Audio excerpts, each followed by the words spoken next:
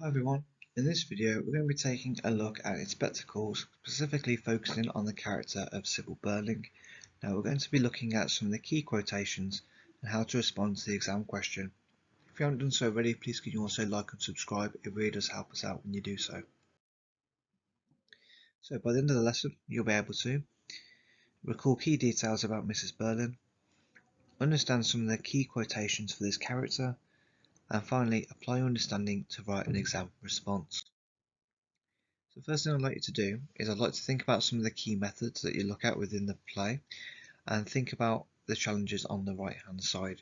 So we've got things like imagery, dramatic irony, foreshadowing, juxtaposition, stage directions and withholding information. So the first thing I'd like to do is, can you look through each of those techniques and can you define all of the methods? Once you've done that, try and think what purpose do they have in the play, and then for the mega challenge, which methods would you only get in a play? Try and justify your answer. Now if you want to pause the video here, please feel free to do so. We're going to jump ahead and go through the answers in the next part. Class feedback. Check your answers against the ones below. So on the left hand side then we have our techniques and our methods that we've just went through, and we're going to talk about the purpose they play in the actual play. So first of all, a really important one when we're talking about an Inspector Calls, and that is dramatic irony. So this is often used to show the naivety of Mr. Birling. If you think about some of the key quotations that this is linked to, it will be things about him saying that we'll never go to war or that the Titanic would never sink. We also have foreshadowing, which is a really good structural technique to be aware of. This is a hint of something to come. So one of the famous speeches by Sheila is, he's giving us the rope to hang ourselves. The whole point behind this is that we know that the way that the inspector is speaking, it hints that everyone else is going to have some role to play, some form of responsibility in the death of Eva Smith.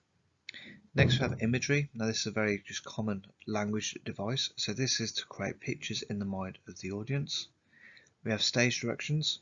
For me this is very important because if you think about actually analysing an extract, it helps give us a bit more information about how the characters are supposed to be presented, how the actors are supposed to portray that role, and also how we're supposed to take on board those character traits. So with stage directions, this helps the actor know how to deliver specific lines, but it also tells us things like the lighting. It also tells us about the kind of stature of the characters. For example, the inspector, it says it doesn't need to be a big man, but he should be someone who has that kind of presence about him when he goes onto stage. Juxtaposition. So this is used a lot with a lot of the different characters, and it's just to show a contrast between characters. So for example, if we think about the older generation, you've got people like Mr. Birling and Mrs. Birling who are very, very adamant that they're not responsible and refuse to change, whereas you've got the younger characters such as Eric, Gerald and Sheila who are much more open and completely contrast to the older generation. Then the final one we have withholding information. So this creates a sense of mystery and suspense. So if you think about the end of the actual play, we never really find out whether Inspector Gould was really a ghost or whether he was really there or not. We also don't know really that much about Eva Smith really, because we always get it second hand from someone else who's not a character that actually appears in the play. Although if you do watch the BBC adaptation, you do see a little bit more of her, but it's important to not include that in your exam because it is a little bit different as it is an adaptation. Look at the exam question and attempt the challenges that follow. So it says then, how does Priestley show Mrs. Birling to be an ignorant and cold character? Write about how Mrs. Birling is presented in this extract, how Priestley uses Mrs. Birling to get his ideas across in the rest of the play. So the first thing I want you to think about when you're looking at this question is, how confident would you feel about this question if you were to go in the exam and have a go at it right now? Can you recall as many quotations as you can about the character? And then finally, look through the extracts on the next slide to help plan for the rest of this question. So it's really important to gauge how confident you feel initially, because that's going to help you understand how much revision you need to do in preparation for your exam. Again, if you need to pause it and go through these in your own time, please feel free to do so. We're going to jump ahead now and look at the extract together. Look at the extract and answer the questions that follow. So it says then, secondly, I blame the young man who was the father of the child she was going to have. If, as she said, he didn't belong to her class, and was a drunken young idler, then that's all the more reason why he shouldn't escape. He should be made an example of. If the girl's death is due to anybody, then it's due to him. So now what we have is 5 comprehension questions just to test your understanding and start thinking about what quotations might apply to that question. So the first one then would be identify a quote that links to the theme of responsibility.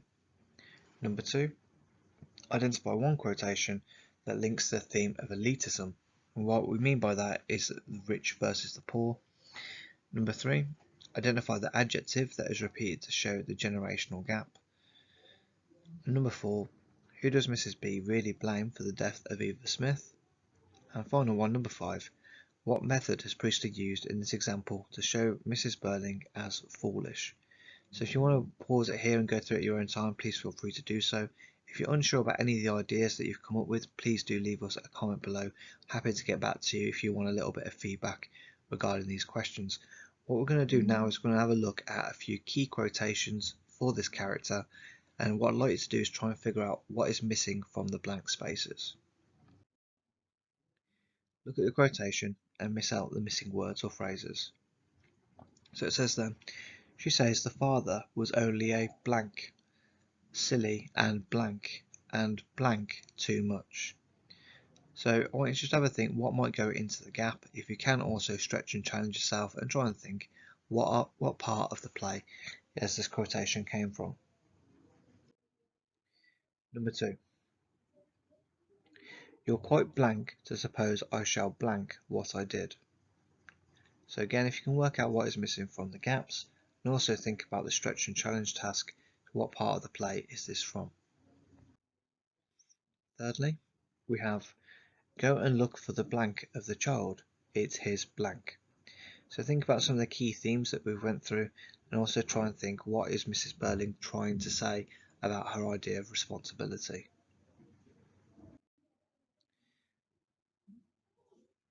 About blank, a rather blank woman and her husband's social blank. So try and have a think. I know that this one says here what part of the play is it's from, but it's key to think about what is the initial descriptions like when we first meet these characters. Next we have I'm very blank, but I think she only had blank to blame.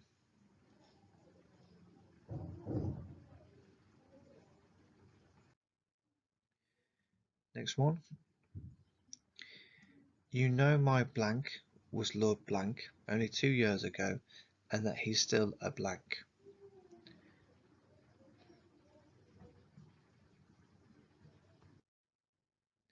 That's feedback. Check your answers against the 4 quotations. So number 1, she said the father was only a youngster, silly and wild and drinking too much. Number 2, you're quite wrong to suppose I shall regret what I did. Number 3, go and look for the father of the child, it's his responsibility. Number 4, about 50, a rather cold woman and her husband's social superior. Number 5, I'm very sorry, but I think she only had herself to blame. And number 6, you know my husband was Lord Mayor only 2 years ago and he's still a magistrate. So hopefully you're able to go through those and get all of those correct. If you're still not too sure, it's always good to go back, revisit it and make sure you're still revising. All of these quotations arguably could be used for the question that we looked at previously.